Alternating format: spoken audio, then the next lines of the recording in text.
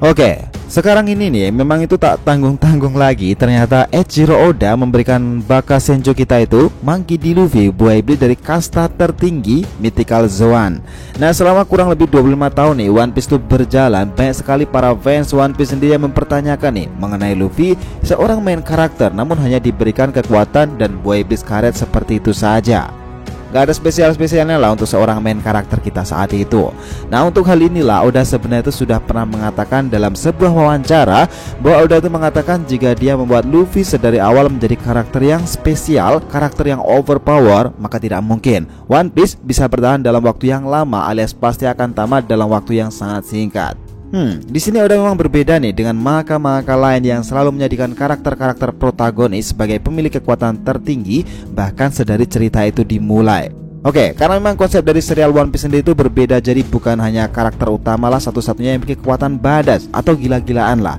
Selain Luffy, dengan Mythical Zoan-nya itu model Nika-nya, ada banyak lagi karakter-karakter yang juga memiliki buah iblis yang mungkin akan sama hebatnya dengan milik Luffy itu sendiri. Dan inilah para daftarnya guys. Oke, gak usah berlama-lama lagi, kita breakdown ceritanya mulai dari sini.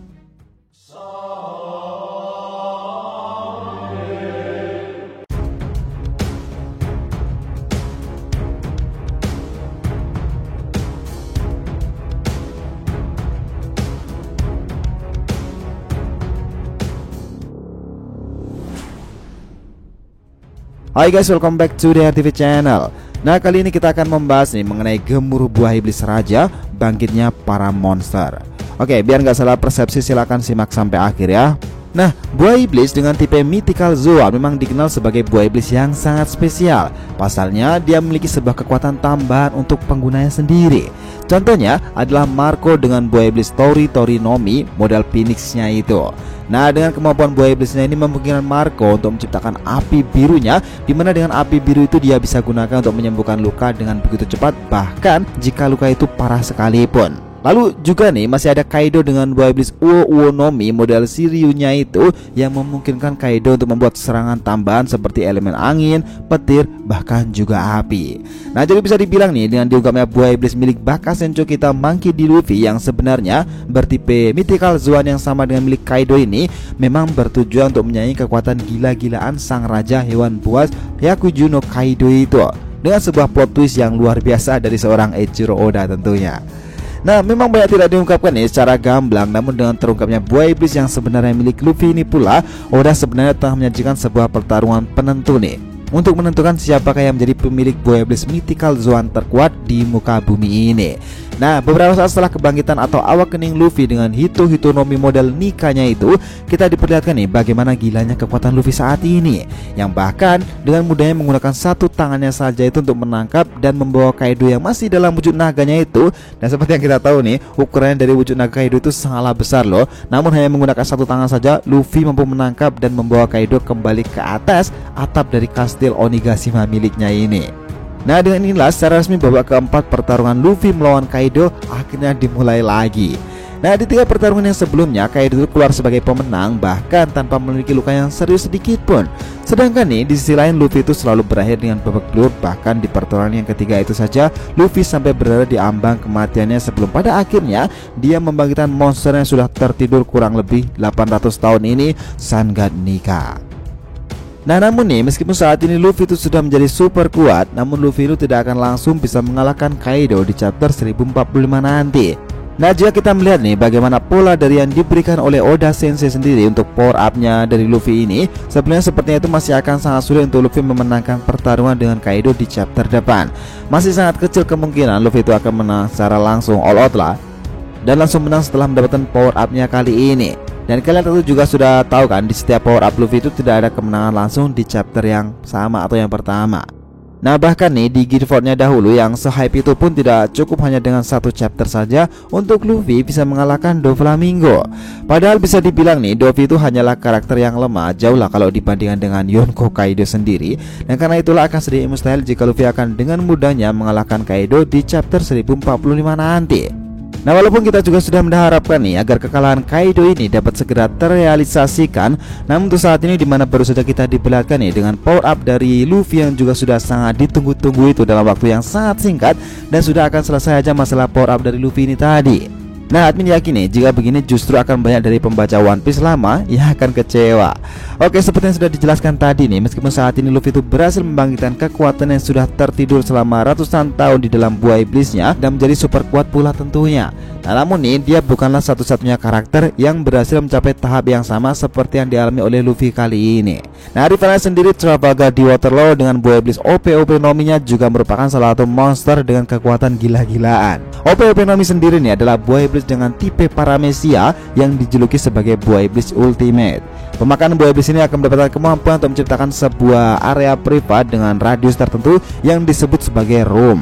Dan kita tahu nih, dalam roomnya itu Trafalgar tuh hampir bisa melakukan apapun, seperti menghentikan atau membelokkan peluru meriam, melakukan teleport, memotong dan menyambungkan kembali tubuh manusia sesuai kehendaknya. Bahkan nih, Tora itu juga bisa menukar jiwa dan kepribadian seseorang, dengan syarat haki yang dimiliki oleh Law haruslah lebih besar dari haki orang-orang yang berada di dalam roomnya itu. Nah, masih ada satu kemampuan lagi nih yang membuat OP-OP Nomi itu begitu spesial, dimana Doflamingo pernah mengatakan jika kemampuan paling istimewa dari buah iblis ini adalah kemampuan untuk memberikan keabadian pada seseorang melalui sebuah operasi medis yang disebut dengan Immortality Operations. Ini menarik nih. Pasalnya bahkan setelah lo mencapai tahap awakening dari buah iblisnya ini, belum sekalipun diperlihatkan kemampuan Immortality Operation seperti yang dikatakan Don Quixote Doflamingo sebagai kemampuan yang paling istimewa dari buah iblis OP-OP Nomi. Kita tahu pula nih bahwa kemampuan dari Awakening Law ini adalah penciptaan room dengan versi yang berbeda dari buah iblis normalnya itu, baik secara bentuk maupun konsep dari teknik roomnya setelah Awakening Law itu sangat berbeda dengan versi yang sebelum Law Awakening tentunya. Di mana One Piece chapter 1030 Law itu pertama kali diperlihatkan menggunakan room dengan versi yang berbeda, dengan room yang dibuat lebih kecil dari ukuran normalnya ini. Law melapisi pedangnya dengan room itu. Dan efeknya adalah meskipun Law kali ini jauh berada di bawah Big Mom, namun serangan Law berhasil menusuk bahkan sampai menembus tubuh seorang Big Mom dari panggung hingga melewati dagunya. Padahal kita tahu lah bahwa Big Mom itu dijuluki sebagai balon besi, dan kita tahu bahwa satu serangan sepanjang sejarah One Piece yang berhasil masuk ke dalam tubuh Big Mom, dimana Big Mom sebelumnya nampak terluka dan monster Carmel seorang raja itu yang setidaknya itulah yang sudah diperlihatkan secara langsung di manganya sendiri.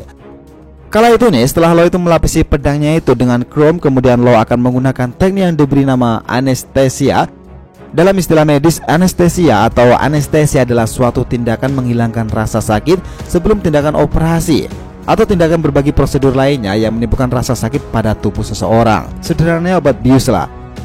Nah, ini memang sangat relate nih dengan julukan Law sebagai ahli bedah kematian, di mana kemampuan dari Awakeningnya ini melihat fakta bahwa Law sendiri bisa menembus pertahanan sekuat milik Big Mom dengan Awakening buah iblisnya yang diberi nama Chrome itu. Nah, ini menunjukkan betapa powerfulnya nih OP-OP Nomi di tangan seorang Trafalgar di Waterloo. Nah, sebenarnya nih masih ada buah iblis tipe raja yang lainnya yang belum kita sebutkan, dan maybe next akan kita bahas selanjutnya nih, seperti Yami Yami Nomi atau bahkan Gura Gura Nomi. Gimana? Sepakat nggak? Oh ya guys, by the way nih, untuk kalian yang lagi nyari kaos bertemakan anime tapi nggak mau dikatain seorang wibu, bisa cek nih di DRTV Industries. Kalian bisa tampil tetap kece dengan kaos bertemakan anime dan desainnya kekinian.